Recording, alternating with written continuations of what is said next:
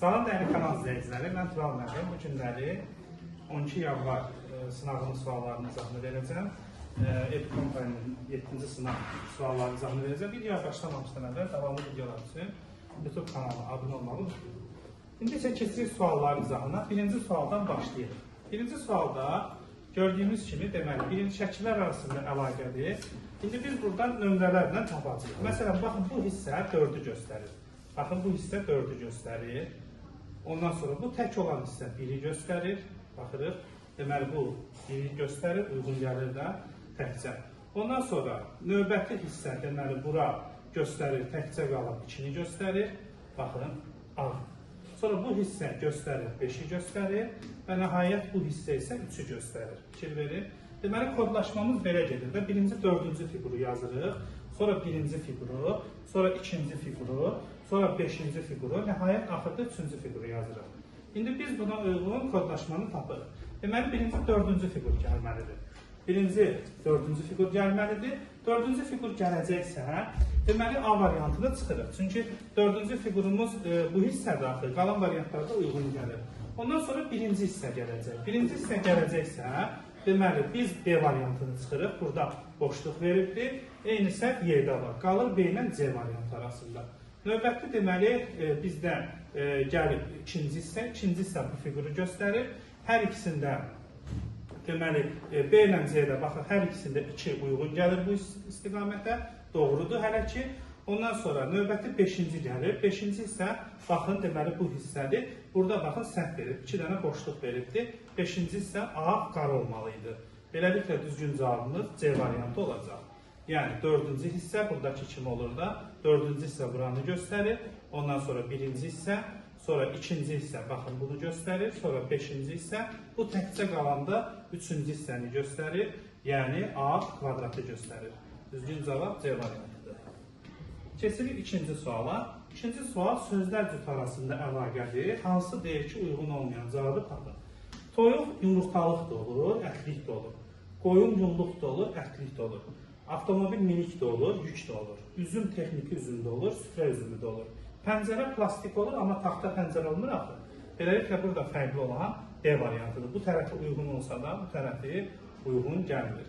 Keçirik növbəti, üçüncü suala. Üçüncü sual müqayisə ilə bağlı sualdır. Münasibətlərdən istifadə edərək müsbət ədədləri göstərən 10 hərfi artma sırası ilə düzün. Yəni, kiçikdən böyüyə doğru düzəcəyik. Birincidə U kiçikdir P, P kiçikdir E. İkincidə Y-dən M-i çıxır, mənfi ədəd alıbdır. Yəni, sıfırdan kiçik mənfi ədəd deməkdir. Belə çıxır ki, Y M-dən balacadır. Çünki biz kiçikdən böyüyü çıxanda mənfi alarıq. Üçüncüdə L ilə H-ın cəmi həm C-dən, həm də U-dan kiçikdir. Yəni, L-də C-dən kiçikdir. Eləcə də H da, çünki cəmləri verilən onlardan kiçikdir. H da C-dən, U-dan kiçikdir. Dördüncü anlayışda özü verir müqayisəni. Deməli, biz də kiçikdən böyüyə doğru düzsək, F, M, Y eyni şey tərsinə düzdür. Çünki axırda bizdən, deməli, kiçikdən böyük istəyir də. Deyək ki, deməli, sırada 5-ci yerdə hansı hərf duracaq? 10 hərfi artma sırası ilə. Növbəti H-dan L çıxıbdır. Sıfırdan böyük yazıbsa, deməli, burada H L-dən böyükdür. Yəni, L H-dan kiçikdir. Böyükdən kiçik çıxanda müsbət ədəd olar. Və nəhayət sonuncuda M ilə A-nın nisbəti 1-dən kiçikdirsə, məsələn, tutaq ki, mən yazıram 4 bölünsün 5, 0,8 eləyir, 1-dən balaca olur. Yəni, M A-dan kiçikdir. Bu, belə bir anlayış alırıq. M A-dan kiçikdir.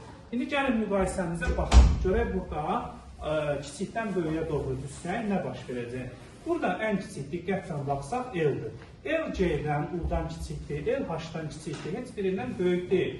Və U da P-dən, F-dən kiçikdir. Yəni, ən kiçiyi L-dir.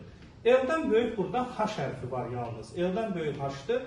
H-dan böyük görək hansı hərf var? H-dan böyük C hərfi var. Ondan sonra C-dən böyük, deməli, U hərfi var. Fikir verin, U hərfi var. Ondan sonra, deməli, U-dan böyük, görək burada hələ ki hərf. Ondan sonra belə bir əlaqə var. F N-dən və Y-dən böyükdür. Sonra, deməli, bu birinci cərgədə U-dan deməli kiçik, böyük P var, P-dən böyük F hərfi var, F-dən böyük N hərfi var, N-dən böyük Y hərfi var və Y-dən də böyük M hərfi var, fikir verin, M-dən də böyük A hərfi var. Hamısını kiçikdən böyüyə doğru düzdük. Deməli, 5-ci 1, 2, 3, 4, 5-ci P hərfi olur. Kiçikdən böyüyə doğru. Düzgün cavab B variantıdır. Növbəti sualımız ardıcıllıqla bağlı maraqlı bir sualdır. Deməli, burada biz birinci ədədlərdən 3-cü dərəcədən kök alırıq. İkinci ədədlərdən 2-ci dərəcədən kök alırıq. 3-cü ədədə kök almırsınız. İndi burada 3-cü dərəcədən kök alacağıq. 2-ci dərəcədən kök, burada kök almayacağıq. 3-cü dərəcədən kök, 2-ci dərəcədən kök, burada kök almayacağıq. 1-dən kök 1 çıxır, 4-dən kök 2 çıxır. 3 olduğu kimi yazırıq. 64-dən 3-cü dərəcədən kök 4 çıxır, 25-dən 5 çıxır. Ondan sonra 6 olduğu kimi qalır, 343-dən 7 çıxır. 64 8-in kvadratıdır və nəhayət növbəti kök yazmırıq da, elə olduğu kimi 9 yazırıq. Beləliklə ardıcıl ədədlər yaranır, düzgün cavab 9-dur. 1-in kubu, 2-nin kvadratı, 3 üstü 1, 4 üstü 3, yəni belə deyək də 1 üstü 3, 2 üstü 2, 3 üstü 1, 4 üstü 3, 5 üstü 2, 6 üstü 1, 7 üstü 3, aydındır. Yəni belə də yaza bilərik. Baxın, 1 üstü 3, 1 eləyir, 2 üstü 2, 4 eləyir, 3 üstü 1, 3 eləyir, 4 üstü 3, 64 eləyir, 5 üstü 2, 25 eləyir, 6 üstü 1, 6 eləyir, 7 üstü 3, 343, 8 üstü 2, 64, 9 üstü 1, elə 9 eləyir. Beləliklə düzgün cavab C. Aydın olur, şaşır. Deməli, növbəti suallara keçirik, 5-ci suala. Sınavın suallarıdır. Deməli, baxırıq 5-ci sualımıza. 5-ci sual, bu tip suallar imtihana da düşür. Adətən fiqurların tərəfləri ilə bağlı olur. Burada xəttləri saysaz 1, deməli, burada 2, 2, sonra burada 2, burada 2. Yəni, birincidə 8 tərəf var. İkincini saysaz 2, 4, 6, 8, 10, 12. Deməli, burada isə 2, 4, 6, 8, 10, 12, 14 tərəf var. Növbətini saysaz, deməli, 6 dənədir burada. Növbətini bilmirik, deməli, burada isə 4 tərəf var, bunu da görürsünüz.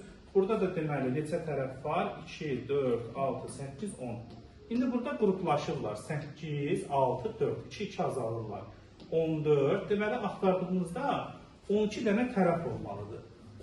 14, 12, növbəti baxın 10 tərəf var. O da Y variantındadır. 2 tərəf burada var, 4, 6, 8, 10, 12. Beləliklə düzgün cavabımız Y-dir. Fiqurların tərəfləridir. 8, 14, 6, 12, 4, 10. Ondan sonra keçirik növbəti 6-cı suala baxırıq. 6-cı sualda deməli, biz indi burada görürük ki, y ilə z-nın cəmi 8-ə bərabərdir. Yazıram, y üstünə gələk z bərabərdir 8. İndi y ilə z-nın fərqinin aşağısına 3 verir. Amma nəzərə alaq ki, eyni ədəddən özünün tərsini çıxıb. Yaz sözü tərsi nədir? Zay sözüdür. Eyni ədəddən yadda saxlayın, özünün tərsini çıxanda həmişə burada yadda verir. Y a-ya 1 yadda verir. A z-ya 1 yadda verir. Y da a-ya verir. Yəni, y çıxaq z əslində 3 deyil. Neçədə əslində? Bəli, 1 yadda verib 4 olubdur, 3 olubdur. Yəni, y çıxaq z, çıxaq 1 bərabərdir. Yəni, mən demişəm, bu tip suallarda bu rəqəm üstünə özünüzdən 1 gəlin. Və bu sistem tərliyi həll eləsəz, y'ları rahat tapacaqsınız. Y-miz bizim olacaq 6. Y-miz bizim 6-dırsa, z-imiz avtomatik 2-dir. 6-ın üstünə 2 gələndə 8 eləyir. A-dakı 1-dir. Buradan görünür də 1-in üstünə 1 gələndə 2 eləyir. Deməli, 6-6 da götürə bilməkdir. Onda gələk z-la y-nin aşağısına 9 verərdir. A da deməli 1-dir. İndi aparıb yerinə qoyuruq burada. A-mız 1 oldu. Ondan sonra z-mız 2-dir. Elədi 3. Vurulsun 2. Çıxılsın. Y-imiz 6-dır. 6 çıxaq 6, o da 0 edir. Beləliklə düzgün cavab A variantıdır. 7-ci sual yenə hesab əməlləri ilə bağlı bir sualdır. 7-ci sualda. Deməli, yay sözü 16-dır, aya sözü 14-dür, ay sözü sualdır. Birincidə 2y üstə gələk A bərabərdir 16 yazaram. İkincidə A-dan 2 dənədir. Y-dan 1 dənədir. Yazıram y üstə gələk 2A. Toplananların yerində dəyişəndə cəm dəyişimdə bərabərdir 14. İndi biz ya y ya A-nı tapaq, fərqi yoxdur. Məsələn, istəyirəm A-nı tapaq, onda gələk aşağıda 2-yə vurum ki, y-lər islah geçsin. Buxarını olduğu kimi saxlayıram. 2y üstə gələk A bərabərdir 16. Aşağıda nə varsa hamısını 2-yə vururam. 2y üstə gələk 4A bərabər 28. İndi ikinci ifadədən birincini çıxıram ki, mənfi olmasın. Y-lər gedir islah. 4A-dan 1A-nı çıxanda 3A qalır və 28-dən 16 çıxanda 12 qalır. Beləliklə A-nın qiyməti 4-dür. A-mız 4-dürsə artıq Y-i tapmaq rahat olacaq. 2y üstə gəl 4 bərabərdir 16, 2y 12 olur. Y da buradan 6 olur. Beləliklə, y-imiz bizim 6-nı göstərir. A4, y6-dır. Bunların da cəmi 10 edir. Beləliklə, düzgün cavabımız 10 olacaq. Növbəti 8-ci sual. 8-ci sual heç bir hesablama yoxdur. Ardıcıl sadə ədədlərdir. Ardıcıl sadə ədədlər. Ardıcıl sadə ədədlər nə deyilir? Birə və özünə bölünən ədədlərə deyilir. Ən kiçiyi 2-dir. Bir nə sadə, nə mürəkkəb ədəd deyil. Ən kiçiyi 2-dir. 2-dən başqa bütün ədədlər mürəkkəbdir. Baxın, göz burada bir dənə 2 var. 3, 5, 7. İndi sırayla gelir. 47-dən sonra gələn ədədlər 48 mürəkkəbdir. Cütdür 2-yə bölünür. 49 yenə 7-yə bölünür. 50 cütdür 2-yə bölünür. 51 3-ə bölünür. 52 2-yə bölünür. Və 53-ü götürəcəyik. 53 çünki yalnız birə və özünə bölünür. Deməli, 47-dən sonra gələn növbəti sadə ədəd 53-dür. Beləliklə, düzgün cavabımız C variantı olacaq. Baxın, ardıcıl sadə ədədlərdir. 11, 13, 17, 19 bu şəkildə gedir. Növbəti deməli suallara baxırıq. 9-cu suala keçək. 9-cu sual kubun deyir ki, hansı üzü düzgün göstərilməmişdir. Bu nəsrdə çox asan qaydası var. Ara məsafəsi boş olanı götürürsə həmişə. Düzgün cavab Y. Baxın, bu yəni düzgün göstərilməyibdir. Çünki kubların hamısının qarşı üzü var burada. Məsələn, bunun qarşı üzü 1-in qarşı üzü 3-dür. Biz 2-ni buradan çəkə bilərik də, bunun qarşı üzü buradır, bunun qarşı üzü buradır. Bunu buradan çəkə bilərik, yəni buradan çəksək, bunlar bir-birinin qarşı üzüdür, bunlar bir-birinin, hamısı bir-birinin qarşı üzüdür. Yalnız burada qarşı üz yoxdur, yəni kublarda heç vaxt ara məsafəsi ola bilməz. Olsa o deməli düzgün deyil. Məsələn, tutaq ki, mən belə bir kub verim, bu düzgün kub deyil, yəni belə bir kub olmur. Ara məsafə boş ola bilməz, axı bura, arası boş ola bilməz. Çox asandır. Yəni 9 Y variantı düzgün cavab sayılır, fərqli olan, yəni səhv olan. 10-cu sual. Atanın cibində yalnız 5 və 10 manatlıq 13 kağız pul var. Variantlarda göstərilən məbləğlərdən hansı atanın cibində ola bilməz? Bu məsələni seçmə üsuluna həll edəcəyik. 5 manatlıq pulu gəlin X qəbul edək, 10 manatlıq pulu isə Y qəbul edək. Və yazacağıq deməli, X ilə Y-in cəmi 13-dür. Yəni, onların birlikdə cəmi 13-ə bərabərdir. 5 manatlıq və 13 manatlıq bizim 13 kağız əşkirazımız var. İndi yazırıq ki, 5x üstə gələk 10x. İndi deyək ki, hansı ola bilməz? Bunu dəqiq tapmaq üçün bir dəfə x-a minimum qiymət verməlisən, y-a maksimum. Bir dəfə də əksinə verməlisən. Məsələn, x-a minimum biz 1 verərik. X-a minimum 1 versək, y maksimum o zaman olacaq 12 olacaq. İkisinin cəmi 13-dür. X-a 1 versək, 5-i 1-ə vurub, onu 12-yə vuranda, o da yekunda 125 manat edir. İndi bir də əksinə veririk. X-a bu dəfə maksimum veririk, yəni maksimum 12 verərik, Y-ə minimum 1 verərik. Y-ə də minimum 1 versək, 5-i 12-yə vurub, onun üstünə gəlsək, 10 vuraq 1 gəlsək, o da 70 edir. Deməli, bizim ala biləcəyimiz pul 70 ilə 125-in arasında olacaq, amma 70 ilə 125 dolar daxildir. Yəni, bu pul 70-dən 125-ə kimi istənilən məbləğ ola bilər. Amma 70-dən balaca ola bilməz, 70-in özü də ola bilər. Altda xətt işarəsi var, 125-in özü də. Baxırıq, variantlarda burada hansı yoxdur? Deməli, hansı variant olacaq? Bəli, 60 manat ola bilməz. Deməli, bunun qaydası necədir? Bir dəfə minimum 1 götürürsünüz, X-a. Bir dəfə də Y-ə minimum götürürsünüz. Yəni, birində X-i minimum, Y-ə maksimum, birində əksini edirsiniz. Və burada da aldığımız qiymət 70 ilə 125-in arasında olan ədəddir, amma 70-125 ola bilər, variantlarda var. 70 ola bilər, 125 ola bilər. Lakin 70-dən balaca və ya 125-dən böyük burada məbləğ ola bilməz. Növbəti, 4 xanalı cədvəldə olan ədədlər sıralar və sütunlar üzrə toplanmışdır. Alınan nəticələr şəklində göstərilir, hansı variantdır? Mühakimə doğrudur. Burada bir neçə mühakimə eləmək olar. Və rəqəmlər müxtəlif sözü demir və 0 da demir. Məsələn, mən bura 1 yazaram, burada 1. 1 ilə 1-i toplayanda 2 eləyir. Məsələn, bura mən 4 yazaram, 1 ilə 4-ü toplayanda 3. Bura yazaram 0, 1 ilə 0-ı toplayanda 1, 0 ilə 3 toplayanda 3. İndi bu şərtlərə baxsaq, A variantı hansı deyir ki, doğrudur. A D-dən böyükdür, A D-dən balacadır, səhvdir. A D-yə bərabərdir, səhvdir. D C-yə bərabərdir, səhvdir. A D-dən kiçikdir, bəli, düzgün cavab D-dir. C B-dən böyükdür, C B-dən kiçikdir.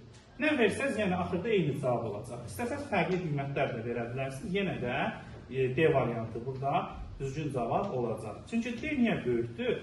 D 2 dənə toplanan elə 3 ilə 4-ün kəsişməsinə düşürsə, D 100% burada hamısından böyükdür. Məsələn, tutaq ki, fərqli qiymət verək, A-ya 2 verək, B-yə 0, D-yə 4 verək, yenə də eyni nəticəyə gələcəyik. C-yə də verək, məsələn, -1. Yəni də D, burada çünki müsbət mənfi demir, yəni mənfi verə bilərsiniz. Yəni də məsələn, burada 4 A-dan böyükdür. Yenə də D variantı doğru cavab sayılır.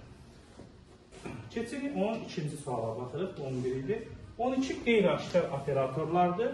Həlli belə gedir. Bunu aşkara çevirsək, birinci ədədi özümüzdən 2-yə bölürük, ikinci ədədi özümüzdən 2-yə vururuq. Gəlin yoxlayaq. 6-nı 2-yə böləndə 3 eləyir, 8-i 2-yə vuranda 16 eləyir. Bunları toplayanda 19 eləyir. 10-u 2-yə böləndə 5 eləyir, 4-ü 2-yə vuranda 8 eləyir. Bunları toplayanda 13 eləyir. 2-ni 2-yə böləndə 1 eləyir, 2-ni 2-yə vuranda 4 eləyir. Bunları toplayanda 5 eləyir. 4-ü 2-yə böləndə 2 eləyir, 12-ni 2-yə vuranda 24 eləyir. Bunları da toplayanda 26 eləyir. Beləliklə, Y variantı düzgün cavab sayılır. Keçirik növbəti 10-cu sual. 10-cu sual, deməli, şifrələrə aid olan sualdır, ən birinci mövzumuzdur. Şifrələrin qaydası necə idi? Şifrələrdə hər bir hərfin öz kodu, yəni simvol olurdu. İndi biz diqqətlə baxsaq burada, deməli, birinci cərgədən heç bir hərf təkrarlanmır. Amma ikinci cərgədən A-lardan 3 dənədir. Fikir verək, burada var, burada var, burada var. Hamısının ikinci rəqəminə baxırıq. Bəli, görürsünüz 4-dən 3 dənədir. Deməli, A 4-ü göstərir. Deməli, xal sözündə A 4-dür. Sonuncu cərgədən L-nı tapmaq olar. Xalla nal sözü L-la tutarır. Sonuncu rəqəmlərə baxsaq, 2-dən 2 dənədir. Burada da var, burada da var. Deməli, L 2-ni göstərir. L 2-dirsə, biz lax sözünü tapa bilərik. L-la başlayan yalnız 246 var. L deməli 246-dırsa, onda belə çıxır ki, X hərfi də 6-nı göstərir. X da 6-dır, düzgün cavab 642 A variantı olacaq. Keçirik növbəti 14-cü suala baxırıq. 14-cü sualda bizdən deyir ki, rənglənmiş hissənin sahəsini tapın. Sahə təqmətlə aid olan sualdır. Bunları biz bütöv bir kvadrata gətirib tapacağıq. Bax, bunu belə ayırmaqla tapmaq olar rahatlıqla. Deməli, biz bunları ayıraq bu formada, bunları ayıraq bu formada, bunları bu formada ayıraq.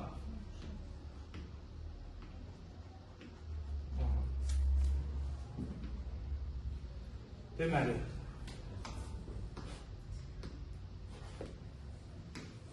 bunları deməli bu formada ayırsaq, yarımçıqları toplayıb 2-yə böləcəyik, bütövləri də olduğu kimi götürəcəyik. Çünki 2 dənə balaca üçbucaq, bir dənə kvadrat əmələ gətirirlər.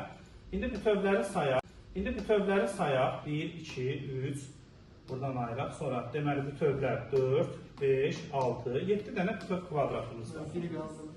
7 dənə, biri hardadır? 2'nin altında.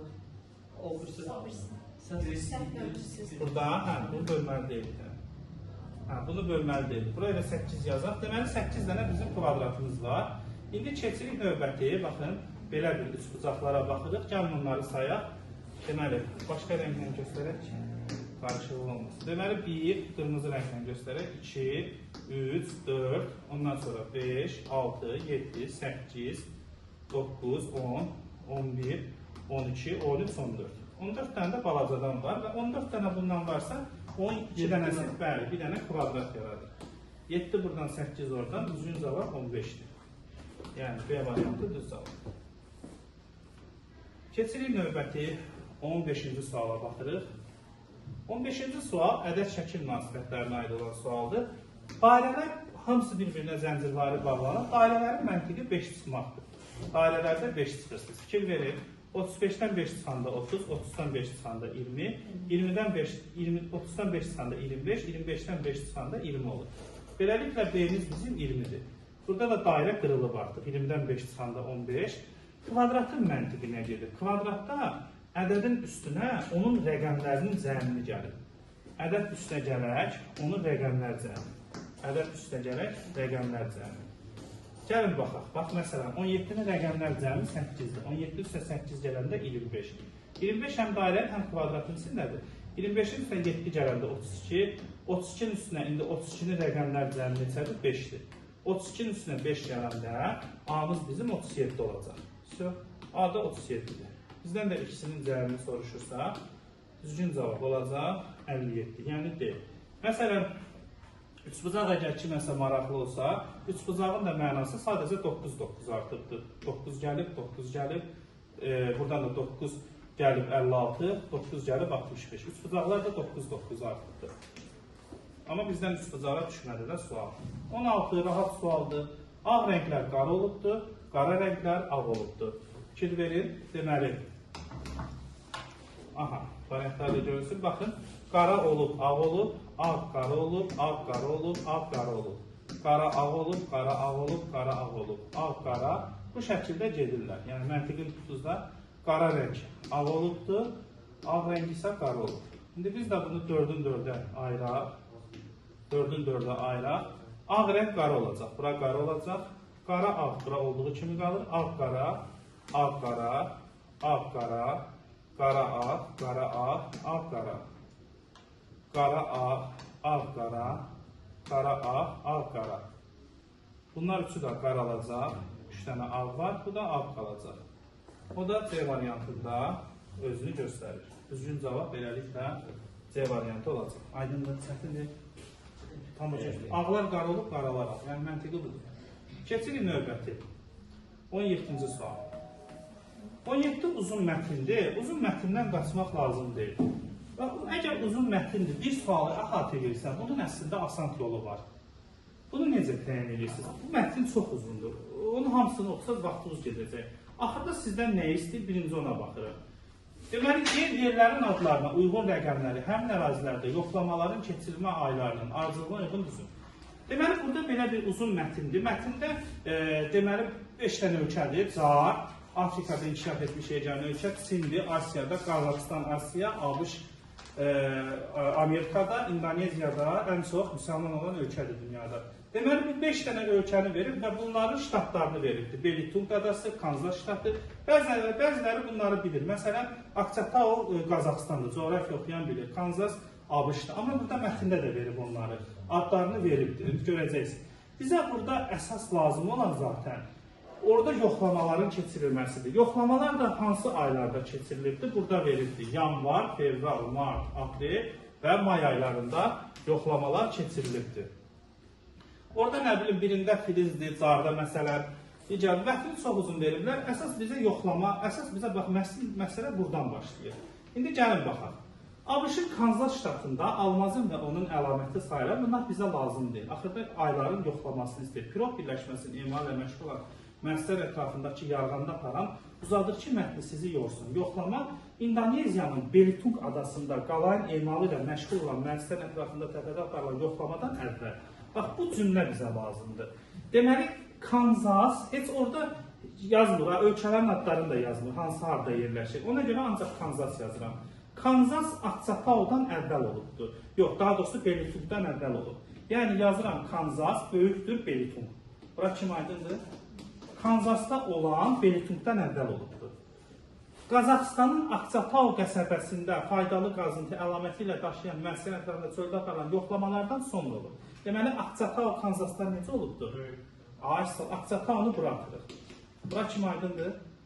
Deməli, Kanzas Belitung'dan əvvəl olub, Akçatao'dan sonra olub. İndi keçirik mətnin ikinci abzasına. İkinci abzasda deyir ki, Carın platin və bu faydalı qazıntı əlamət sayılan kilometr birləşməsi emal bunlar lazım şeylər. Müəssisənin ətrafında dağdakı aparılan ilin birinci Şandun yarımadasında qızıl və faydalı qazıntı sayılan pirit müəssisəsini aparılan yoxlama ikinci olubdur. Deməli, Şandun neçənci olubdur? Ən birinci mi? Yox. Birinci burada vergül qoyubdur. O carda olan birincidir.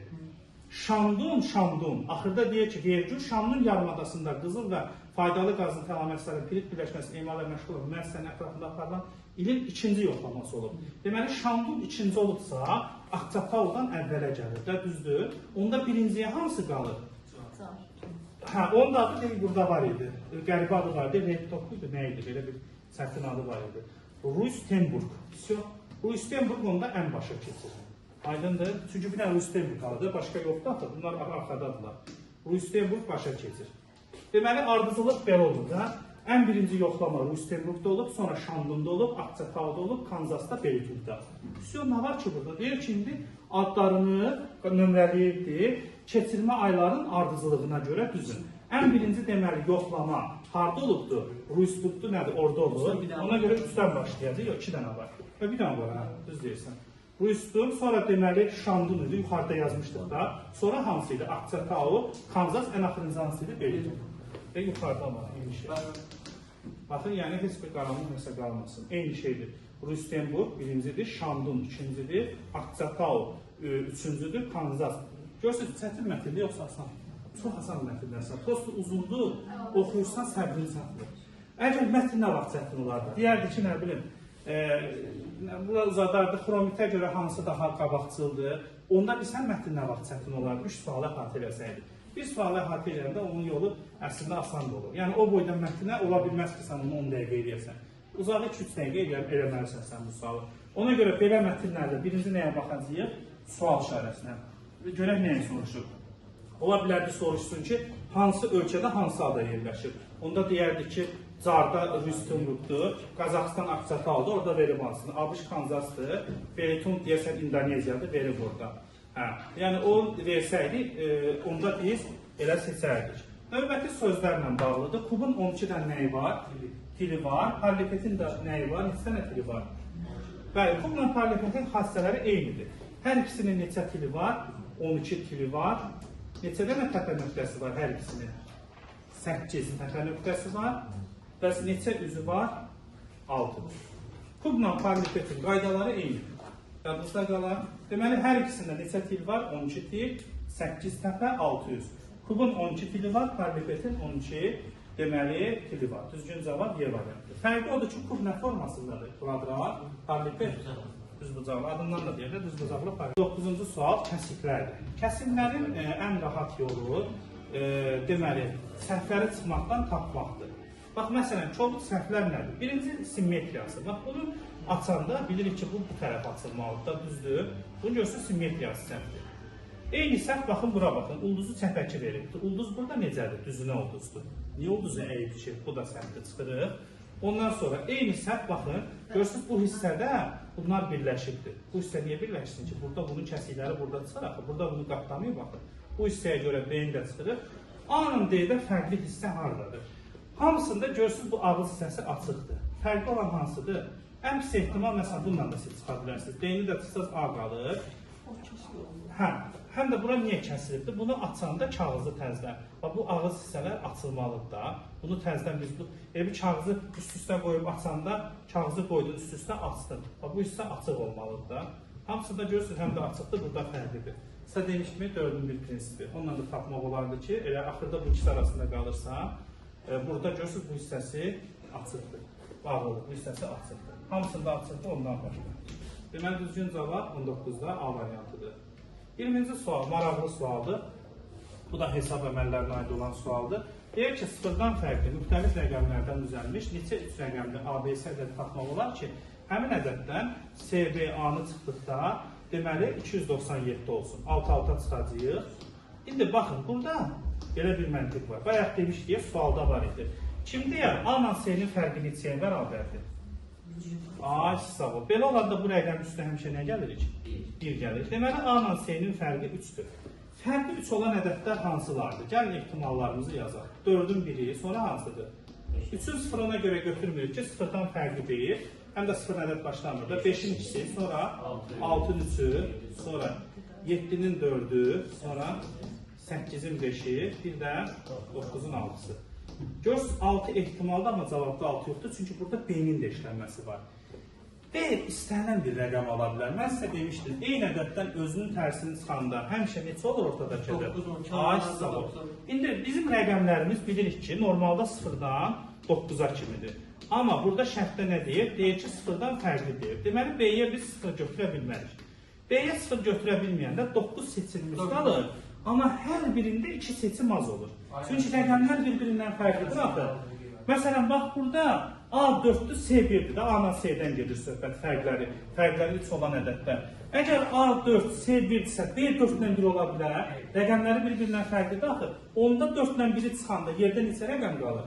0-ı da çıxmışıq da, yerdə 9 rəqəm yoxdur, 0-sız. Bəli, deməli, hər dəfə bunların işlənmə prinsipi nə qədərdir? Ay, burada da 9 hansı qiymət ala bilməz? Qalan hamısı ola bilər. 1 ola bilər, 3 ola bilər, 4 ola bilər, 6 ola bilər, 7 ola bilər, 8 ola bilər, 9. Burada da neçə dənə ehtimal var? 7 dənə. Sən başa düşürsən? Burada nə qədər ehtimal var? 7, 7, 7, 7. Fransız da deməli, nə qədər seçimimiz oldu bizim onda? 6 ilə neçəyə vuracaq? 7-yə. Düzgün cavab 42-dir. Sıfırdan fərqli deməsəydi, onda B neçədə iştirak edərdi? Ay, sağ ol, 8 olardı. Yalnız bu rəqəmləri ala bilməzdi. Ümumiyyətlə, rəqəmlər fərqli deməsəydi, onun da ala bilərdi B. Onda olardı, 60 ehtimal olardı. Aydındır. Tam başa düşdü. Sıfırdan fərqli odur ki, B-ni 0 çıxdır. B-ni 0 çıxanda 9 ehtimal qalır. Burada da rəqəmlər bir-birindən fərqli deyil axı. Müxtəlif rəqəmlər deyil. Tutaq ki, biz A-ya 4, C-yə 1 vermişiksə, artıq biz B-yə 4-dən 1 verə bilməliyik axı. Başqa istənilən rəqəm verə bilərsiniz. 2, 1, 3, 5, 6, 7, 8, 9.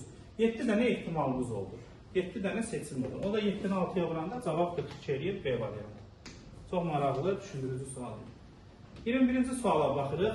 21-ci sualda deməli, çarpaz toplayıb bir-birindən çıxırsınız. Ədəd şəkil münasibətləridir. Baxın, bu 5 ilə 9-u toplayıb 6 ilə 2-dən çıxırsınız. 5 ilə 9-un cəmi 14 eləyir, 6 ilə 2-nin cəmi 8 eləyir. 14-dən 8 çıxanda 6 qalır. Sonra 4 ilə 2-nin cəmi 6 eləyir, 9 ilə 1-in cəmi 10 eləyir. 1 ilə 9-un cəmindən 2 ilə 4-ün cəmini çıxanda 4 eləyir. Aydındır.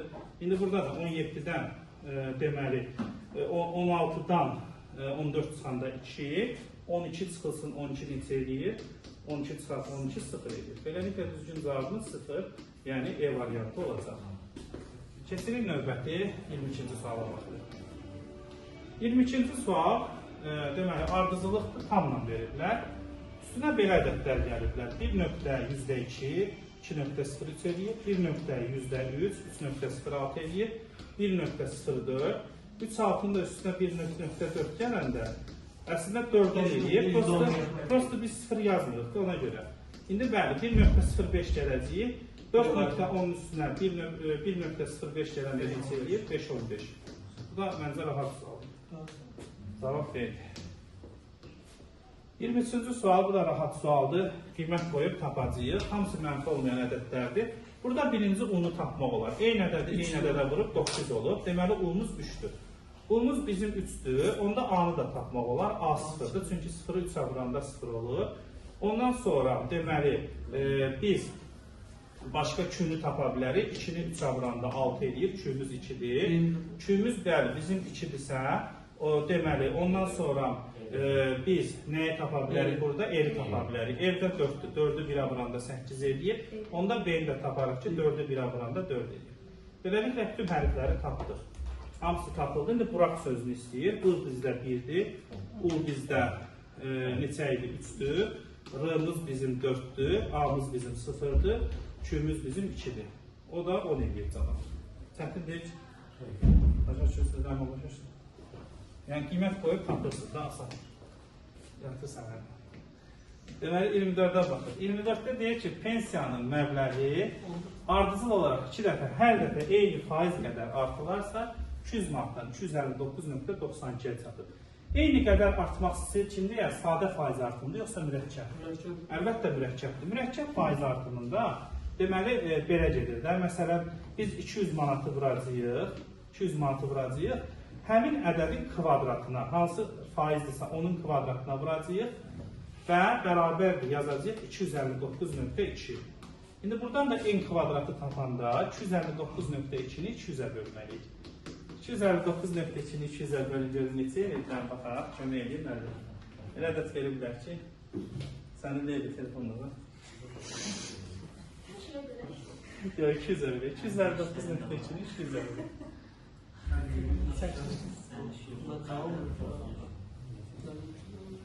Olsun, onluq kəsib olacaq.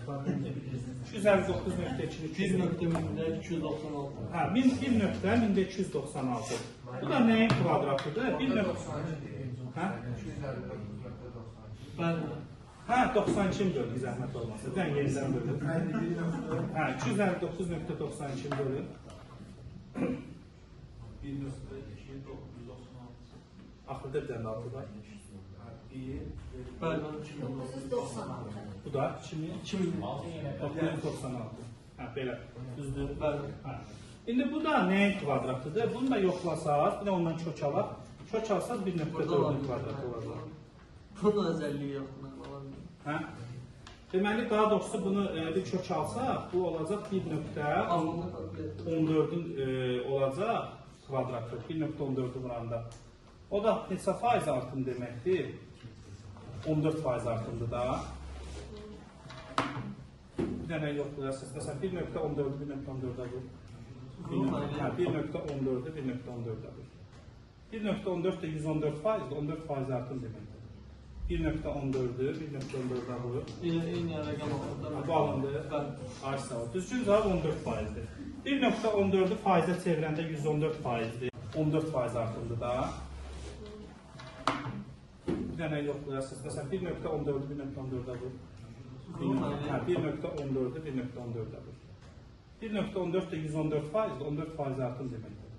1.14'ü 1.14'ə vur. Eyni rəqəm alındı. Bu alındı. Ay sağ ol. Düzgün cavab 14 faizdir. 1.14'ü faizə çevirəndə 114 faizdir. Ondan da 100 çıxanda 14 faiz olur. Yəni belə də cavabla da yoxlaya bilərsiniz. 200'ün 2 dəfə 114 faizini tapırsan, 14 faiz artım 114 faiz deməkdir.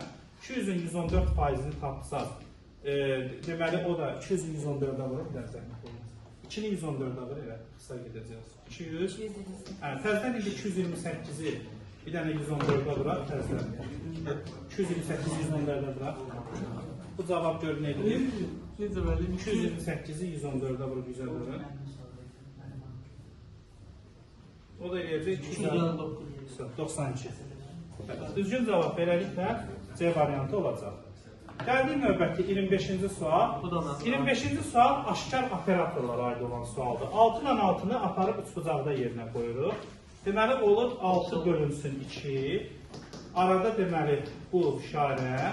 Ondan sonra 6 bölünsün 3. Bu da bizə verir 3 ilə 2 verir. 3 ilə də 2'ni bura köçürürük. Bu asan aşkar operatordur. 3'dən 2 çıxırıq. 2'nin üstündən 1 gəlirik. O da edir 1 dairə 3. 1 ilə 3'ü də bura köçürürük. O da edir 3 vurulsun 1, yəni 3, arada bu işarə, ondan sonra 2 ilə 3 alanda 6. Deməli 3 ilə 6, 3 ilə də 6'nı bura köçürəndə 3'ü 6'ya vururuq, 18 edir. Çətin deyil ki, aşkar operatordur. Aparıb yerinə qoyub tapırsınız. Yerinə qoyub tapırsınız. 26. 26, 4 mərtəbəli binadır. Deməli, bir bloklu binada. İndi biz də bunları gəlin nömrələyək.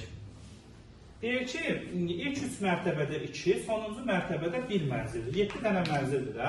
O olsun bizim birinci mərtəbə. Burada 2 dənə mənzilimiz var. İkinci mərtəbədə də 2 mənzilimiz var.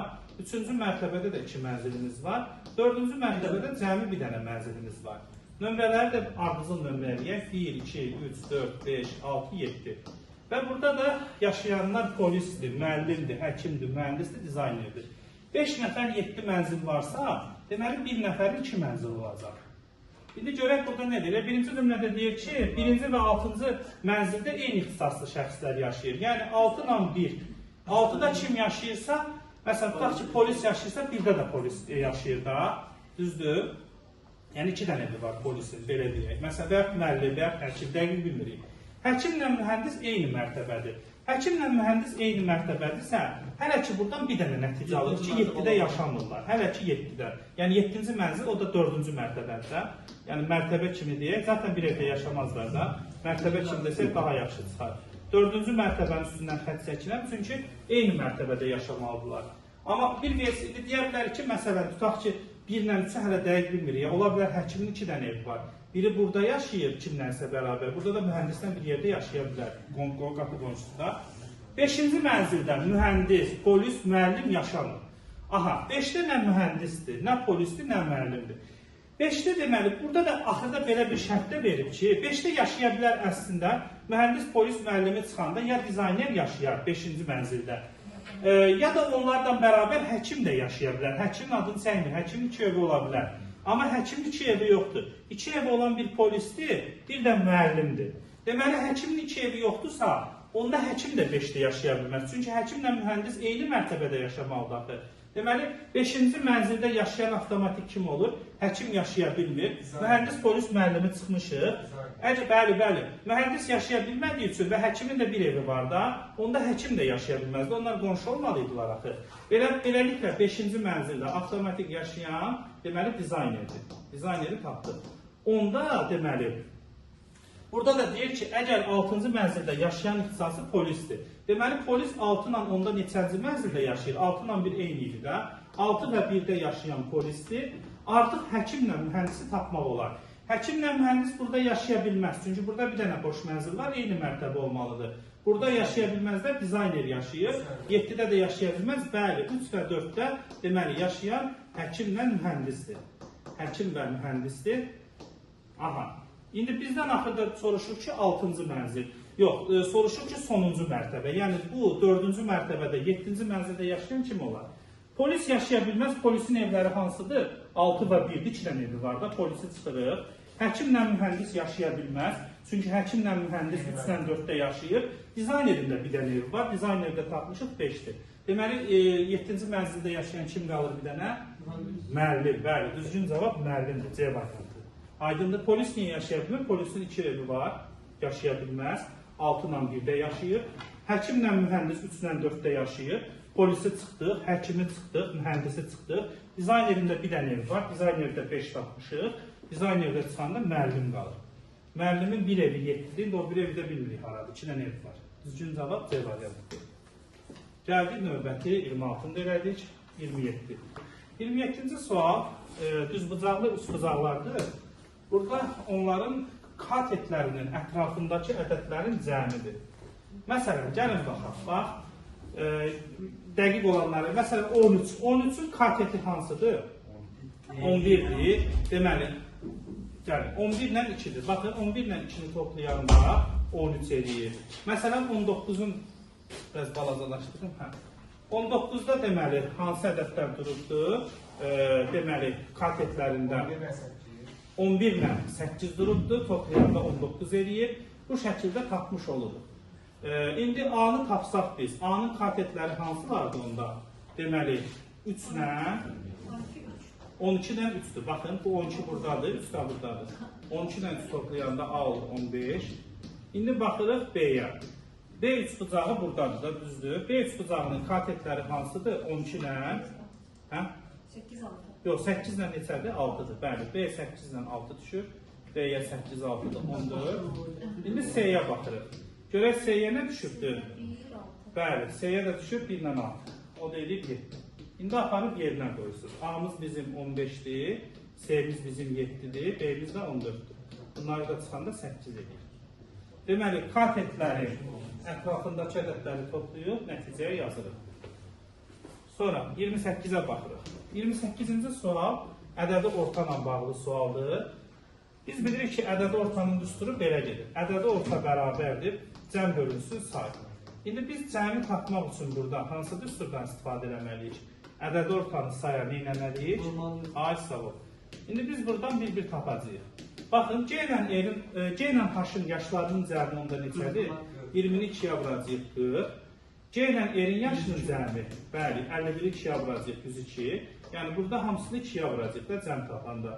R-lə də H hərəsi 2 nəfərdir. Neçəyə vuracaq? 2-yə 86. Sonra qaydanı bilirdik. Bunları toplayanda hərəsindən nə qədər olurdu? Bəli, 2-dən 2-dən olur, H-dan 2-dən olur, R-dən 2-dən olur. Buradakı ədədləri də toplasaq hamısını 188, 228 edir. Deməli, 2-ni mörtərizə xaricinə çıxarsaq, C, H, R. O da 228, 228-i 2-yə böləndə 114 edir. İndi bir tapacağıq. Neyse, orada baxmayacaq hansını soruşur. Məsələn, birinci cümlədən kimi taparıq? Burada C ilə H var, R-i taparıq. R-i tapmaq üçün 114-dən 40-ı çıxarıq 74. Deyəsən, R-i soruşur. Düzgün cavab 74. Məsələn, buradan kimi tapardıq biz? C ilə R var, H-ı tapanda 114-dən nə çıxardıq? 12. Buradan kimi tapardıq? C ilə 114-dən nə çıxardıq? 86. Aydındır. Bunu biz harda eləmişdik? Hesab əməllərində. Hərəsinin adından 2 dənə olurdu. Turan yanınıza hesab əməllərində eləmişdik. 29. Bəli. rəndənin yonqarına yonqar deyilir. Rus dilində aplikar deyilir, bizim dildə yonqar deyilir. Sonra növbəti suala baxırıq. 30-cu sual. Bəli, 30-cu sualda deməli burada hərəkətdən söhbət gedir. Hər dəfə 2 dənəsi eyni qalıb, biri tərpənibdir. Bax, birincidən bu tərpənibdir. O biri ikisi eyni qalıb. Bax, onları məsələn başqa rənglə göstərim. Bax, bunlar görürsünüz eyni qalıbdır, tərpənməyibdir. Tərpənməyib. Tərpənən budur. Bir addım hara düşübdür? Aşağıya düşübdür. Tərpənməyənləri qırmızı ilə göstərəcəm. Tərpənməyənlər qırmızı ilə, ağla da göstərdiyim tərpənən olacaq. Hər dəfə biri tərpənir. İndi növbəti şəkildə görək hansılar tərpənmir. Bax, növbəti şəkildə artıq bu gəlib aşağı. Deməli, hansılar tərpənməyibdir? Deməli, bax, bu tərpənməyibdir. Bir də hansı tərpənməyib? Bu artıq bir addım tərpənibdir. Sağa gedir, yox, sağa, hamısı sağa gedir də, hə, sağa gedir. İndi növbəti şəkilə baxırıq. Növbəti şəkildə hansılar deməli tərpənməyibdir? Bax, bunlar tərpənməyibdir. Daha doğrusu, bunlar tərpənməyib. Ondan sonra tərpənən hansıdır? Bax, budur, ağ rəngdən göstərəcəm. İndi növbəti də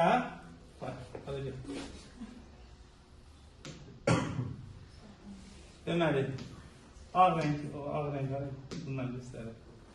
Hə, nəsə deməli, bunun rəngi seçir. Hə, deməli, bu ağ rəngi göstər. İndi növbəti şəkildə bu tərpənirdə artıq. Bu ikisi olduğu kimi qalıbdır. Tərpənən budur daha doğrusu. Bu biri tərpənməyibdir, olduğu kimi qalıbdır. İndi növbəti şəkildə hansılar tərpənməyəcək artıq? Biz beşbucaqlığını qursaq, ikisi eyni qalmalıdır. Biri də deməli tərpənməlidir. Bax, bu ikisi qalacaq. Bu hara düşəcək bir addım? Bir addım aşağı düşəcək. O da hansı variantdadır? C variantındadır. Baxın, bu ikisi olduğu kimi qalıb. Bu bir addım aşağı düşəndə burada. Hər dəfə ikisi olduğu kimi qalır, biri isə tərpənibdir. Yəni, saat əqrəbin əksinə. Baxın, bu tərpəndi, bu tərpəndi. Bu, növbətidə də bu gəlib aşağı düşəndə düzgün cavab C variantı olacaq. Sonra, keçirik növbəti suallara baxırıq. 30-a dedik. 31. 31-ci sual ədəd şəkil münasibətlərinə aid olan sualdır. Baxın, bu 5 ilə 2-ni birləşdirirəm. 52-ni özündən 2-yə böləndə 26 edir. 26 bax bu ədəddir. Sonra 38-i özündən 2-yə böləndə 19 edir. Aydındırmı? 19 bu ədəddir. Sonra 86-nı 2-yə böləndə 43 edir. Və deməli 74-ü 2-yə böləndə 37 edir. Beləliklə düzgün cavab burada olacaq 7. Yəni 7 çatışmır da. 31-i də dedik, düzgün cavab 7. Gəldik növbəti 32-ci suala. 32-ci sual deməli hesab əməllərinə aid sualdır. Çətin suala oxşasa da əslində asan sualdır. Məntiqini tutmaq lazımdır. Y-ni M-ə vurubdur, ST alıbdır. Düzdür? M-i L-ə vurubdur, FSF alıbdır. Y-ni 9-a vurub nə alıbdır? Y-ni 9-a vurub 207 alıb. Gör, nə asan həlli var. Baxın, bir də baxın, istəyirsiniz açıq yazım hamısını. Y-mi vurmanın qaydasında M-ə vurub, ST-ni alıbdır. Biz buradan nəticə ala bilmərik. Növbəylə vurursan da, Y-mi elə vuranda nə alırıq biz? Nə alırıq?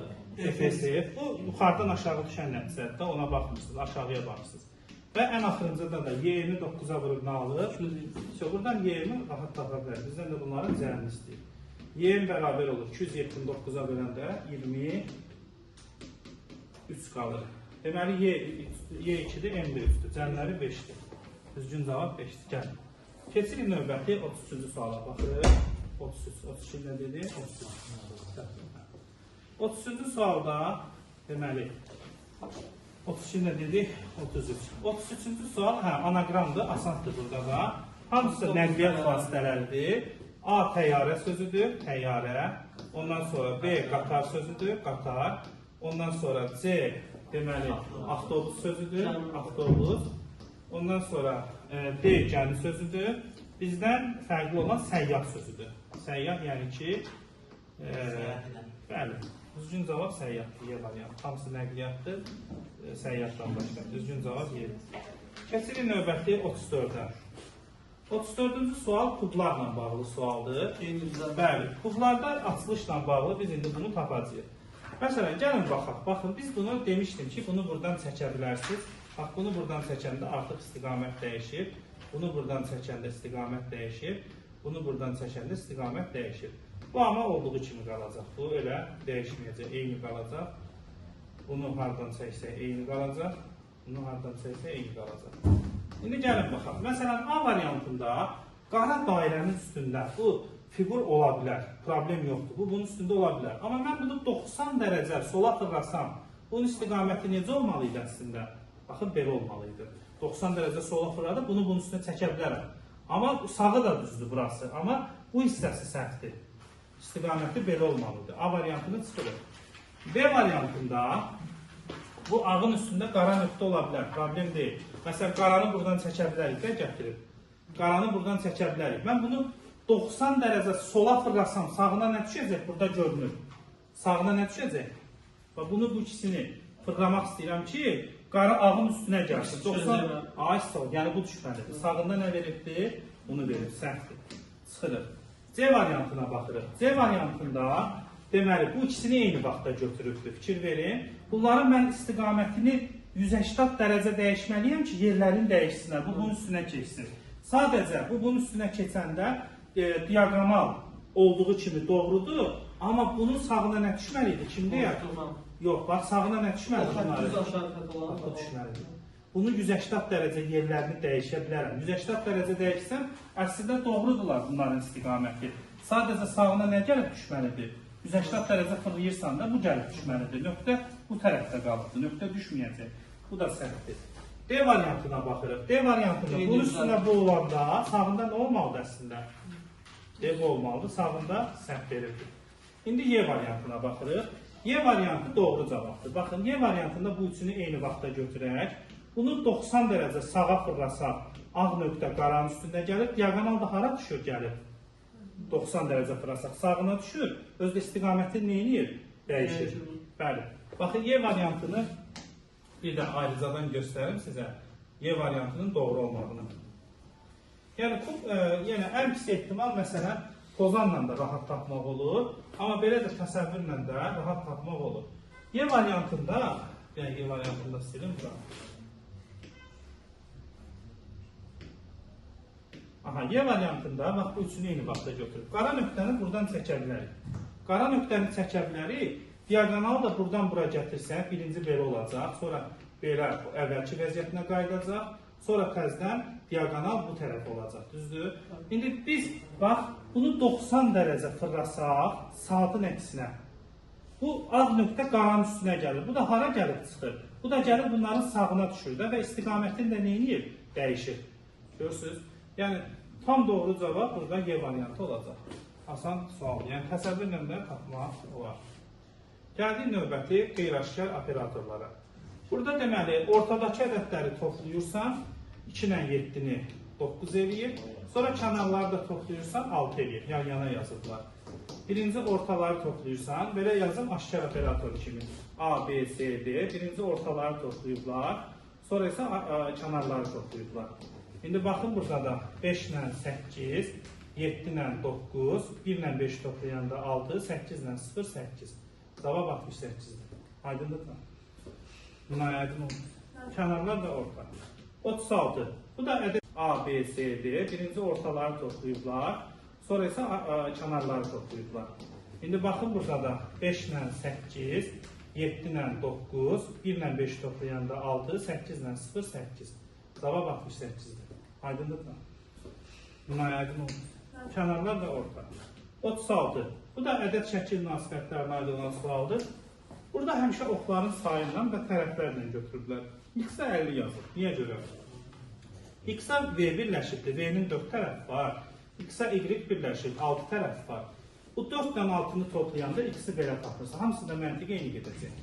4 ilə 6, amma başqa sualda başqa tipdə ola bilər. Prosta burada məntiq eynidir. Toplayırsan özünə birləşən fiqurların tərəflərini və öz tərəflərinə vurursan. Bax, burada elə bir yazıram, bitişik tərəfləri vurursan öz tərəflərinə. Özünə bitişik tərəflərin cəmini fiqurun öz tərəfinə vurursan. Bax, X-in özünün 5 tərəfi var da, Onu 5'ə vuranda 50 eləyir. Z-i heç yoxlamağa ehtiyac yoxdur. Çünki Z-in özünün 0 tərəfi var. Dairədə axı. Təzədən dairəyə vuranda 0 olacaq. Ona görə Z-ə 0 yazır. V-yə nə birləşibdir? V-yə birləşibdir. X birləşib 5 tərəf var. V-yə birləşibdir. Ondan sonra Y birləşib 6 tərəf var. V-yə birləşib başqa birləşən bir də W birləşib. W-nun da 3 tərəf var. V-nin özünün neçə tərəf var? 4 tərəf var. 14-ü 4-ə vuranda 56. Görürsünüz, V-yə 56 yazır. W nəyə birləşib? W Z-ə birləşib, tərəfi yoxdur 0. W bir də birləşib, V-yə birləşib, 4 tərəf var, özü 4 tərəf var. Eləyir 12. İndi gəlin Y-i tapaq. Y-ə nə birləşibdir? Y-harda Y-ə birləşib 5, sonra üstə gəl nə yazacaq? 0, düzdür. Bir də nə birləşib? Bir də 4 birləşib. Vuracaq neçəyə? Özü neçə tərəf var? 6-ya. 9, 6-ya 4. Bəli. Demək, düzgün cavab 54. Aydındır. Y-ə Z birləşib 0 tərəf var, X birləşib 5 tərəf var və V birləşib 4. Toplayıb, öz tərəflərinin sayına vurursunuz. Burada da cavab A variantıdır. Növbəti ədəd məsələsidir. Deyək ki, otaqda qara, ağ və boz pişiklər var. Ondan sonra qara rəngdə olan pişiklərin sayını, bunu gərək axıra kimi oxuyaq. Qalan pişiklərin sayı nisbəti 1/1-dir. Ağ pişiklərin sayını qalana pişiklərin sayı nisbəti 3/7-dir. Boz pişiklərin sayı 8-dir. Bozu verib bizə, ipucumuzdur 8-dir. Boz 8-dir, gəlin biz ağ rəngi X qəbul edirik. Qara da yazsın da. İndi deyək ki, bax, qara rəngdə olan pişiklərin sayını qalan pişiklərə. Yəni, qara qalanlara nisbəti, yəni elə ki, qaranı, qalan rənglər hansılardır? Ağla bozun cəminə böləndə 1 alıblar. 1/1 1 deməkdir də. Onda belə çıxır ki, qara ağla bozun nəyinə bərabərdir? Ay, sağ ol. Ona görə qaranın sayını X plus nə götürəcəyik? 8. İndi, bax, bu tənliyi qıracağıq. Ağ pişiklərin sayını X-i bölürük. Qalan pişiklərin sayına nisbəti. Qalan pişiklər bozla qaradır. Qara X plus 8-dir, boz da 8-dir. Bərabərdir 3/7. Bunu da necə həll edirik? Çarpaz. 7-ni vururuq X-a, 3-ü vururuq X plus 16-ya. 8 ilə 8 toplayanda 16 edir axı. Deməli, bu tənliyi də həll eləsək, 7x bərabərdir 2x üstə gəl 48, 4x bərabərdir 48, x-in qiyməti 12-dir. İndi aparıb yerinə qoyacağıq. Ağ pişiklərimiz 12-dir, qara pişiklərimiz 20-dir.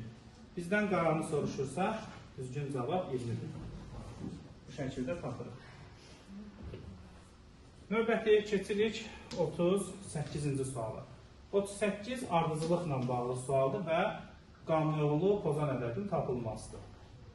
Qanunluluğu pozan ədəd, yəni hamısı bir-birinə tabidir, birindən başqa. Burada üstündə yazıb göstərəcəm. Bax, ədədin üstünə onun yarısını gəlibdir. Ədədin üzərinə özünün yarısını gəlib. 32-nin yarısı 16, 48-in yarısı 24, üstünə 24 gələndə 72, 72-nin yarısı 36. Aha, 70-in üstünə 36 gələndə əslində 108 edir. Deməli, 106 pozur qanunluluğu. Yoxlaya bilərsiniz. Bax, 106-ın yerdən 108 olsa düz olacaq. 108-in yarısı 54-dür, üstünə 54 gələndə 162. 162-in yarısı 81. 243-ün də yarısı 112.5. Bəli. Bunu da bunun üstünə gəlsəz, deməli 364.5 olacaq. 122.5. Deməli, indi davam edirik. Demək, burada 106 qanunluluğu pozur. 39-cu sual. Cədvəllərlə bağlıdır. Harada bu xətt işarəsi görsəniz, bilin ki, 90% bölmənin əlamətdir. Çünki niyə görə xətt qoyur? Riyaziyyatda 2 dənə əməl var ki, orada nəticə alınmaya bilər. Adətən bölmədə, tam bölünmür, məsələn, tutaq ki, 4/7 tam bölünmür axı, tam cavab çıxmaya bilirlər. Bir də çıxmada var, mənfi olanda. Adətən bölmə əməli olur burada. Bunun həlli necə gedir? Burada ədədləri bir-birindən çıxıb 2-yə bölürsünüz. Məntiqi belə gedir. Ədədləri bir-birindən çıxıb 2-yə bölürsünüz. Baxın, 14-dən 6 çıxanda 8, 8-i 2-yə böləndə 4 edir. 18-dən 6 çıxanda 12, 12-ni 2-yə böləndə 6 edir. Bölünməyəndə xətt qoyublar. 14-dən 9 çıxanda 5 2-yə bölünmür, 18-dən 9 çıxanda 9 2-yə bölünmür, xətt qoyublar. Deməli, sual işarəsi 18-dən 8-in kəsişməsinə düşür. 18-dən 8 çıxanda 10, 12-yə böləndə cavab 5 edir. Düzgün cavab 5-dir. 40-cı sual iş hovuz məsələsidir. Vasif bir işi 8 günə, Kamran isə 12 günə görür. Onlar birlikdə 11 işi neçə günə görə? Mən sizə demişdim ki, birlikdə sözü deyəndə bu düsturdan istifadə olunur. A vurulsun B, bölünsün A üstə gəl B. Deməli, Vasif ilə Kamranı bir-birinə vururuq, 8 ilə 12-ni bölürük 8 ilə 12-nin cəminə. Yəni 96-nı bölürsünüz 20-yə və indi deyir ki, onlar 10 belə işləyəcəkinə görə aldığınız cavabda 10-a vurmalısınız. 10-a vuranda bunlar da ixtisar gedir. 96 bölü 2 asan sualıdır. O da 48 edir. Əgər təklikdə sözü desəydi, onda 8 ilə 12-nin fərqinə bölərdik. Yəni 4-ə bölərdik. Aldığınız cavabda yenə 10-a vurardıq. Yəni 96 bölü 20-ni 10-a vurursunuz. Oradan da yekun cavabınız 8 olur. 41-ci sual yenə anaqramlı söz düzəldəcəyik. Hamısı burada peşədir. A-dakı söz rəssam sözüdür. Ondan sonra B-dəki söz memar sözüdür. C-dəki söz şair sözüdür. Y-dəki söz heykəltaraş sözüdür. D-dəki söz sənətkar. Sənətkar peşə deyil.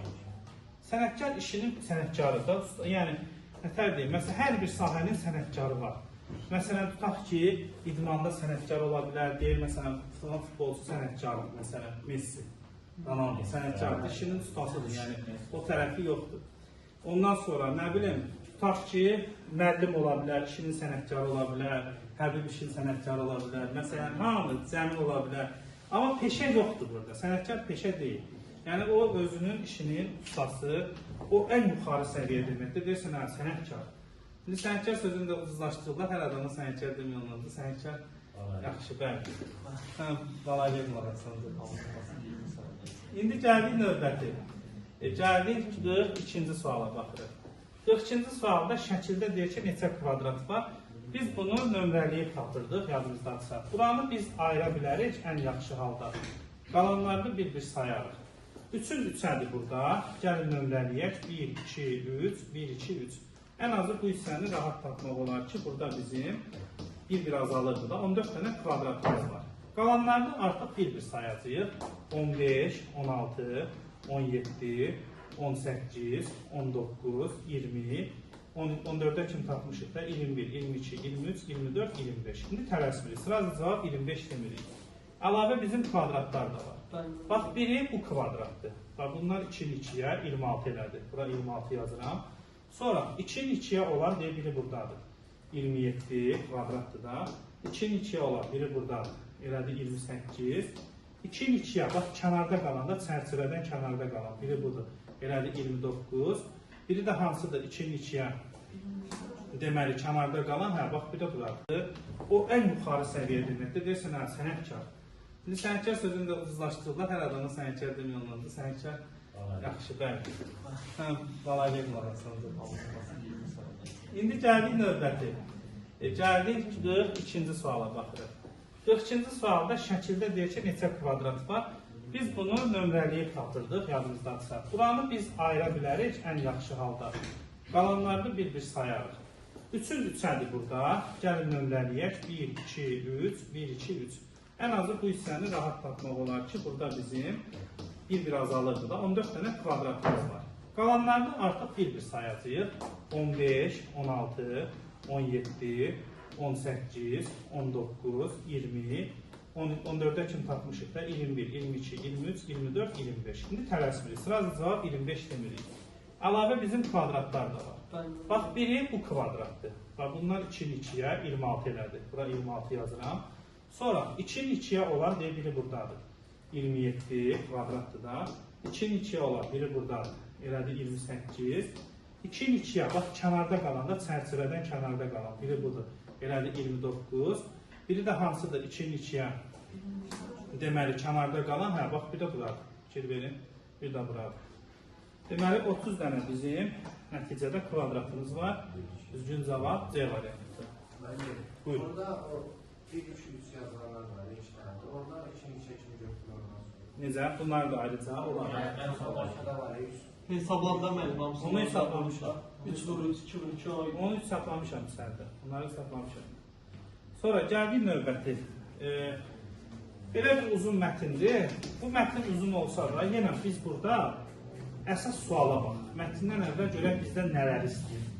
Birinci mühəndislərin xizəkçilik dərəcəsini istəyir. Kim yaxşı xizəkçilir. Sonra yaşlarını istəyir. Sonra yenə yaşlarını istəyir. Deməli, yaş burada vacibdir.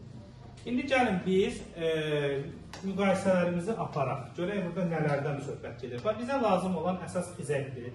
Şahmat önəmli deyil. Əsas xizəkdir bizə. Onların heç peşəsi də o qədər önəmli deyil. Bir də yaşlar önəmlidir.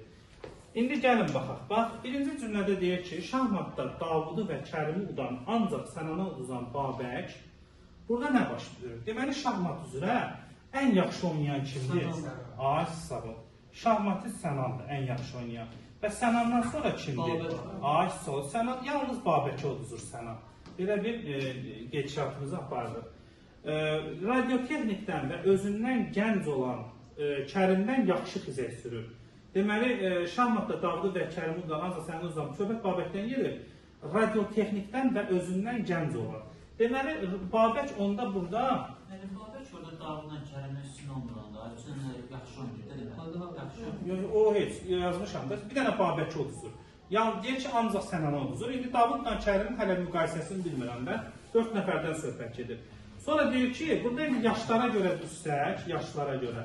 Orada da mətndə əlavədə verib ki, birinin yaşı 30-dur. Mən birinin 34 verib, birinin 33, yox, 33, 32, 31, 30 veribdir. Mən də indi formal olaraq götürürəm. Babəkdən gənc adam var burada. Deməli, görsən deyir ki, Babək özündən gənc. Daha doğrusu, Babəkdən gənc adam varsa, Babəkin yaşı 30 ola bilməz. Babəkin yaşı 30 ola bilməz. Çünki özündən gənc adam var. Kərimdən yaxşı xizək sürür, özündən gənc olan. Kərimin yaşı onda azdır. Teatra özündən və Kərimdən daha gənc olan mühəndisdən. Deməli, yaşlara görə biz belə düzə bilərik də. Babək böyükdür Kərimdən. Babək Kərimdən böyükdür. Kərimdən də böyük balaca kimsə var. Babəkdən də böyük kimsə var. İndi baxın, niyə görə? Bax, daha doğrusu Babəkdən böyük olub olmadığı bilmirəm, amma Kərimdən balaca kimsə var. Çünki burada deyir ki, Kərimdən daha gənc olan mühəndisdən 2 dəfə çox gedir teatra. Sonra deyir ki, avtomexanikadan 2 dəfə çox teatra gedən kimyaçı yaşca mühəndislərdən yalnız birindən kiçikdir. Deməli, biz hələ ki, bunu Kərim kimi təsəvvür edə bilərik. Çünki Kərim yalnız mühəndislərdən yalnız birindən kiçikdir. Yox, Babək kimi. Çünki Babək kimlənsə kiçik olacaq da.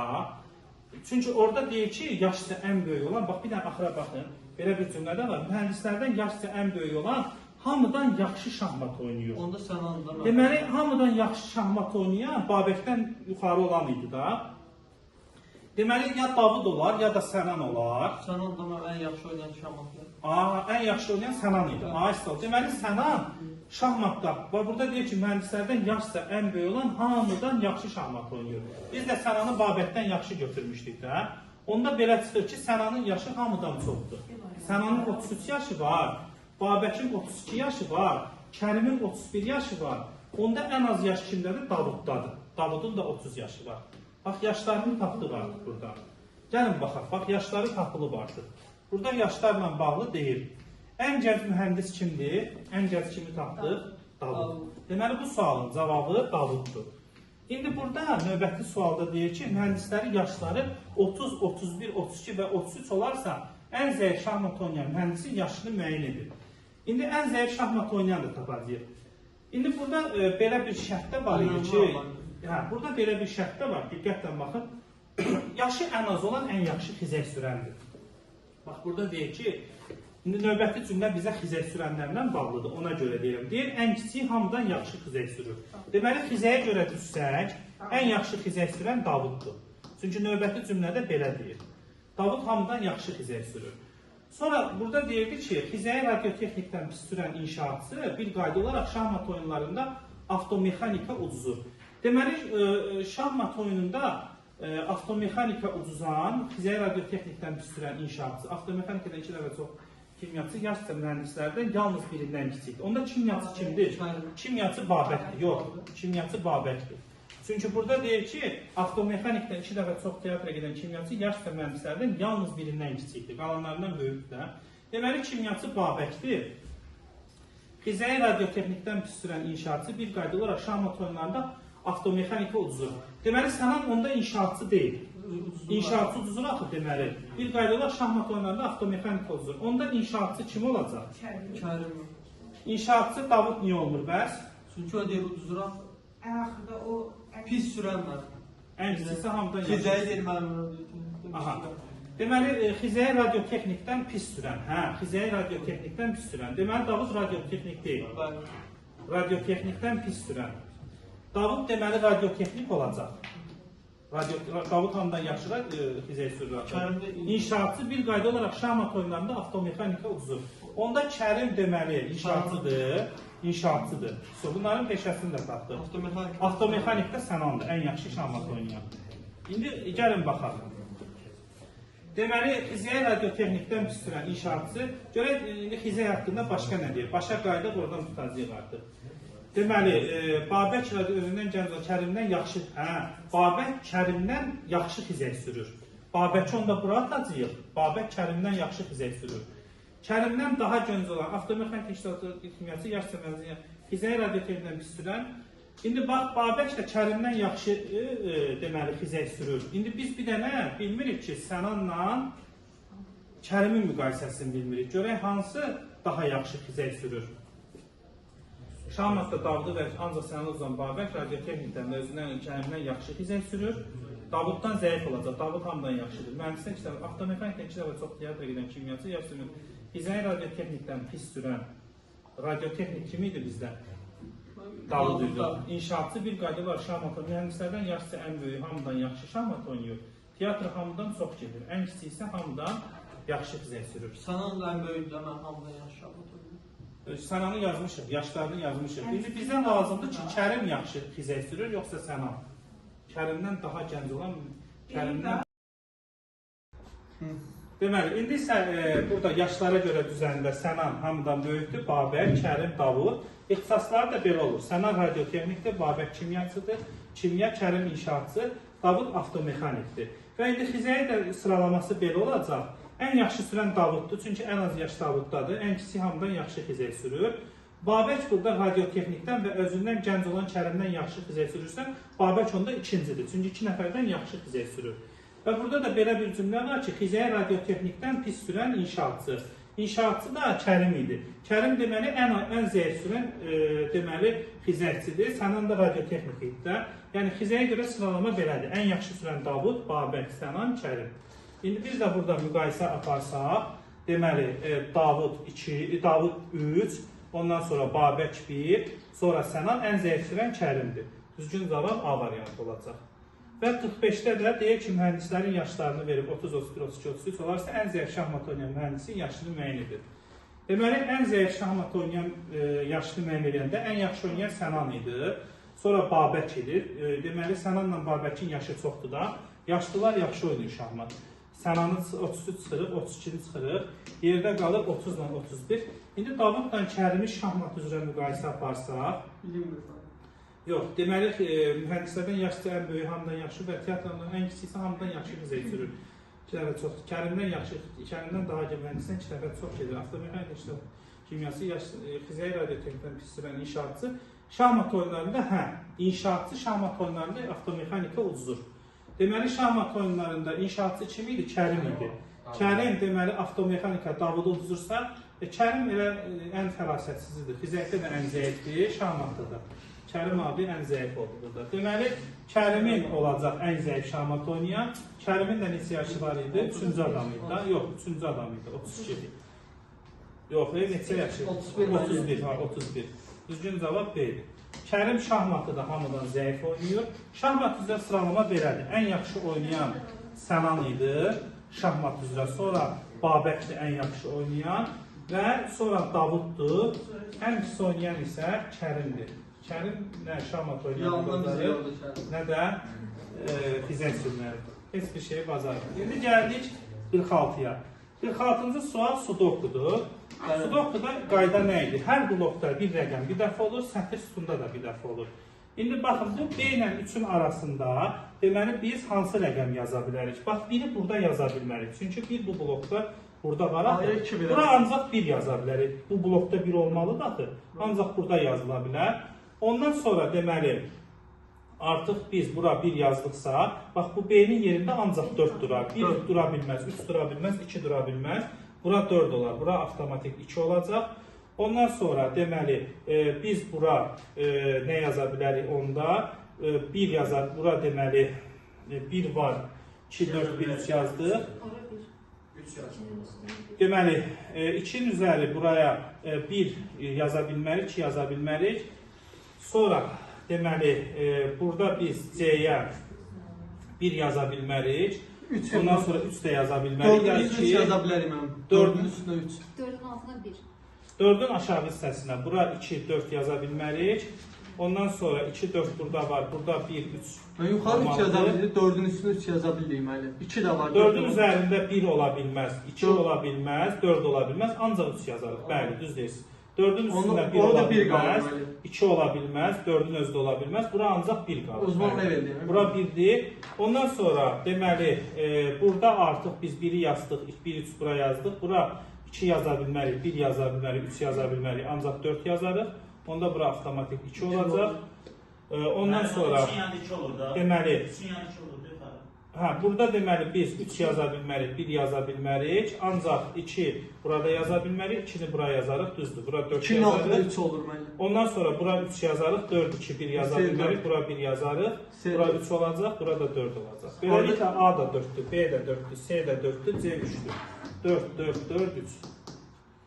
Sonra gəldik növbəti 47-ci suala baxırıq. 47-ci sualda deyir ki, 3 mərtəbəli binanı inşa edən işlərin mərtəbə üzrə paylanması verilmişdir. Birinci mərtəbədə işləyənlər gördüyümüz kimi 57-dir, 2, 36-dır, qarşısına yazıram. Üçüncü mərtəbə isə 34-dür.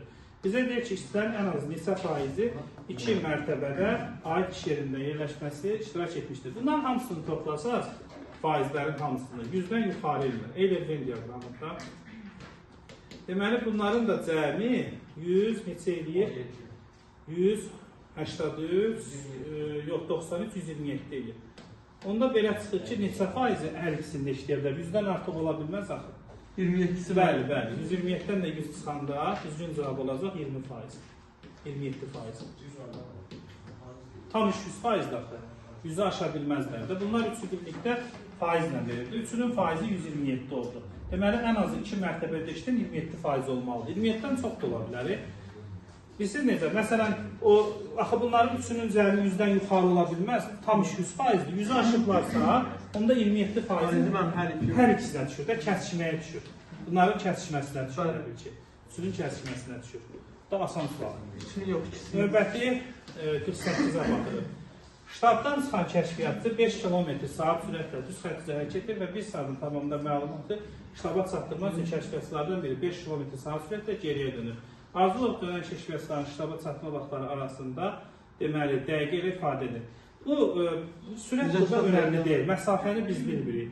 Bu kəşfiyyatçı 1 saata gedir, neçə saata qayıdır onda? 1 saata qayıdır. O da neçə saata gedir? 2 saatı da dəqiqəyə çevirəndə 120 dəqiqə. Düzgün cavab 120-dir. Yəni burada siz çaşdırıblar, sürət falan veriblər. Sürəti biz hardan bilirik ki, yəni məsafəni bilmirik ki, bir sürəti olsun. Birinci kəşf qalır mı? Kəşfiyyatçılardan biri gedir, ştaba çatdırmaq üçün, biri 5 gün geriyə dönür. Biri gedir, o biri qaydanda arada 2 saat vaxt gedir də. Ştaba çatma vaxtları arasında müddət ilə ifadə edir. Gəldik 49-a. Deyir, müstəvi üzərində 2 dairə çəkərək ən çoxu neçə 3 qapalı sahə əldə etmək olar, 2 düz bucaqlıdan ən çox neçə qapalı sahə əldə etmək olar. Birinci bir dənə belə bir romb çəkək və buradan da belə bir düz bucaqlı çəkək və ən çox dediyi üçün biz eləməliyik ki, burada ən çox hissə olsun. Və burada da saysaz 9 dənə hissə var. 1, 2, 3, 4, 5, 6, 7, 8, 9. Belə ki, ən çoxu 9 hissə keçirmək olar. Rombun üstünə düz bucaqlı çəkəndə.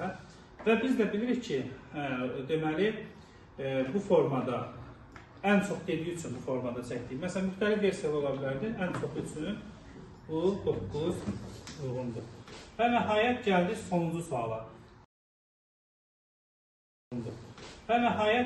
sonuncu suala. Deyir ki, Fərid yeni tanış olduğu adama 5 yaxın dostu haqqında məlumat verir. O əvvəlcə onların yaşları haqqında məlumat verir. Babək daşqından gəlin müqayisə aparaq, asan sualdır. Babək daşqından kiçikdir. Yazıram, Babək kiçikdir. Daşqın. Ondan sonra Şamildən isə böyükdür. Şamili atırıq bura. Nə Əli, nə də Xalid Şamildən böyük deyil.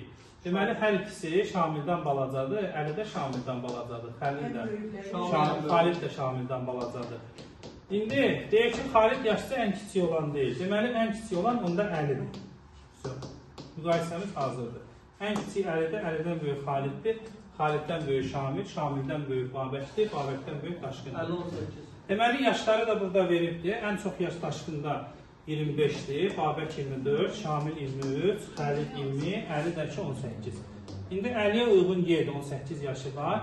Babəkin uyğun 24-dür, B-dir. Xalidə uyğun 20-dir, yəni D-dir. 1Y, 2B, 3-dir. Gəldik bir gözdən sonra, inşallah ki, izahın kömək edəydir, növbəti izahları görüşək.